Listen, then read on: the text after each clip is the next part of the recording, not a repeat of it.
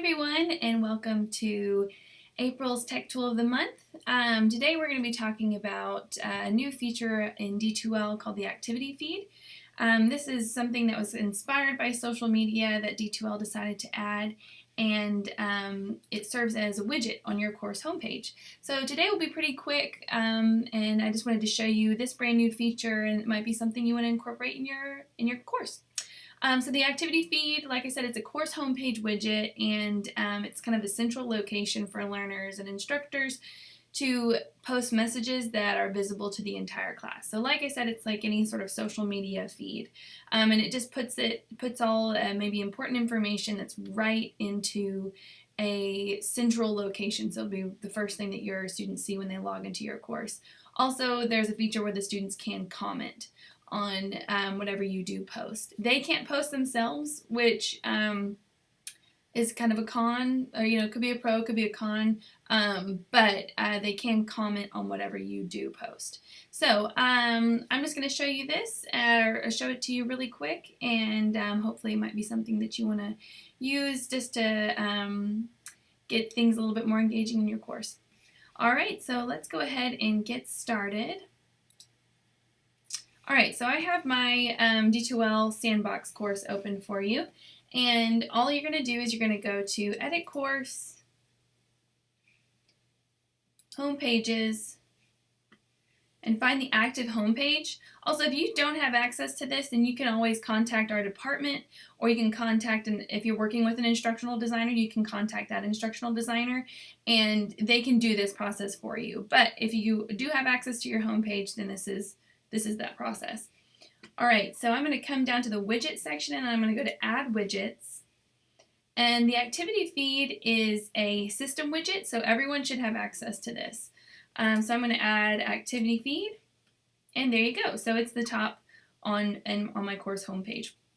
You can move it around too if you want. Right now this is a sandbox, so I don't have any other widgets, but most of you will probably see a lot of different ones that are in this section.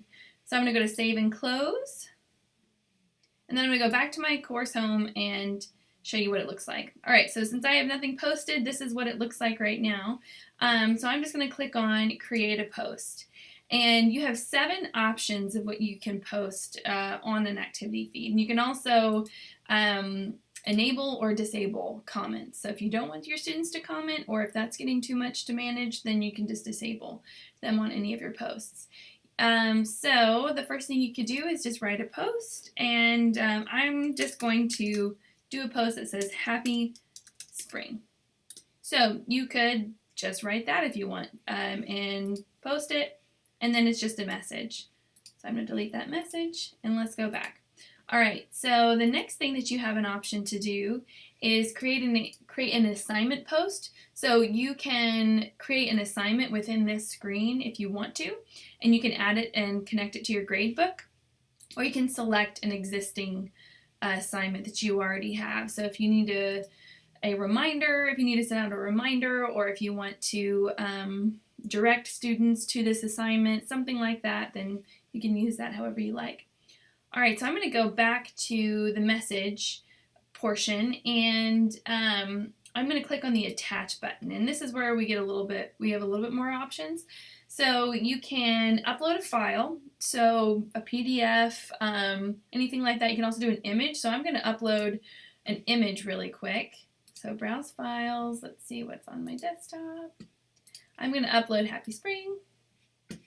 Alright, so if I wanted to send just a message to my students, and or a picture or anything like that, I could do that. You can also post later, so you have that option as well. And so you can make a bunch of these and post them later, or whatever you want to do. And then I can post, and then that's what my students are going to see whenever they, oops, I need to put a title, Spring, post. And there you go. So that's what they would see. So if you want to send them a nice message, or if you want to direct them to something, whatever you want to use that for. So you can use the image to direct their attention. Okay, so I'm going to delete that. Alright, let's go back. See a few more of these options. Alright, the next thing is attach a link to an existing activity. So if there's something in your course you want to direct them to, if you have a module you want to direct them to, or a template, anything like that, or quiz, or if you want to make this a reminder of don't forget you need to do your quiz today, and then you can attach the link to the quiz. Or if there's a certain section of your course that students continuously have trouble finding, and you need to direct them to that or remind them, this is where you go, this is where you go, then this is how you can do that as well. All right, the next thing is attach a web link. So I'm just going to go to the UCO website, and if you want them to check out if there's something interesting on the news today, if you want to send them to a website where there's certain academic journals that you want them to look at, anything like that, I'm just going to use this for example's sake. So UCO homepage, what is that? And insert. So that's how that would look. Oh, I need to type a message. UCO homepage. Post. There you go. That's how it would look. So I wish that it would give a little bit of a preview of the website, but at least it has a big link image there, so at least the student knows that they will be going to a different link when they click on that. So you can type whatever message you need to do there. All right, let's go back. Let's see the other options. Okay, so the next thing you could do is you could also attach from Google Drive or OneDrive. We have at UCO, our UCO emails have access to OneDrive. So if you click on attach from OneDrive, all you have to do is log into your account.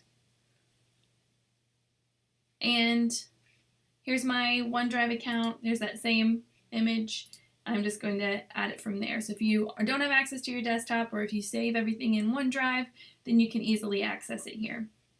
So, but the only problem is that it is going to show up as a link. I'm pretty sure. Let me double check. So see how it's actually an image? It's the same image that I posted before, the Happy Spring, but here it just shows up as a link. So this will open up as shareable in your OneDrive, if that kind of makes sense. So, so that option is there for you, that you can just immediately connect to OneDrive. And last but not least, you can attach a video from the web. So you just have to find, so let's say, just do a shameless plug of my last tech tip, and I will attach that there. And it will show up on their homepage. I like this because the video actually pops up, kind of not like it did with the OneDrive where it was just, here's a link to the video, blah, blah, blah. You can actually watch the video. They could watch it in their activity feed. So if there's a video that you want them to watch on YouTube or anywhere else, then that's how it'll show up. So I like that interface. I think it's a good one. Okay, so that's, like I said, that's how it would show up. So that could really capture a student's attention if you really need them to watch a video. All right, so that's kind of the gist of it. Like I said, today's tool is very short. If you want to give this a try and see what all you can do with it, or if you just need a quick way to write posts or anything like that, and this is when and allow students to comment on it and whatnot, I would suggest that if you are going to use this for assignments, use it more as assignment reminders rather than the main tool to communicate your assignments. So it needs to be in multiple different, or lots of different areas, like make sure all the dates are correct on your rubric and so on and so forth, because as you post things, it could get lost in the activity feed, if that makes sense. So if you just needed, I would use this as reminders, you know, almost like a message board, that kind of thing, not as like your main source of distributing really important information. So that's all I would do. Oh, I will show you one more thing, that if you do have if there is something that's really important and you don't want it to get lost in the mix, then you can pin post to the top. You see how I did that? I came over to the side and went to options and pin post to the top. So you can pin certain posts. So if there's something that's really important that you need to keep at the very top of the activity feed, then that's how you would do that. So yeah. All right, I think that's the think that's everything that I've got for you. So like I said, great way to send out reminders and to focus the students' attention towards really important matters in your course, and it's in a nice prominent location for them. So hopefully this video has encouraged you to add the D2L activity feed to your course. If you have any questions or if you need help adding the activity feed to your course, then please contact your instructional designer at CC or CC and we can get you connected with anyone. I'll put my contact information on the next screen. So like I said, you can contact CC, our information's up there, or you can contact me and we'd be happy to help you. All right, well, thank you guys so much for watching, and I will see you next month for May's Tech Tool of the Month.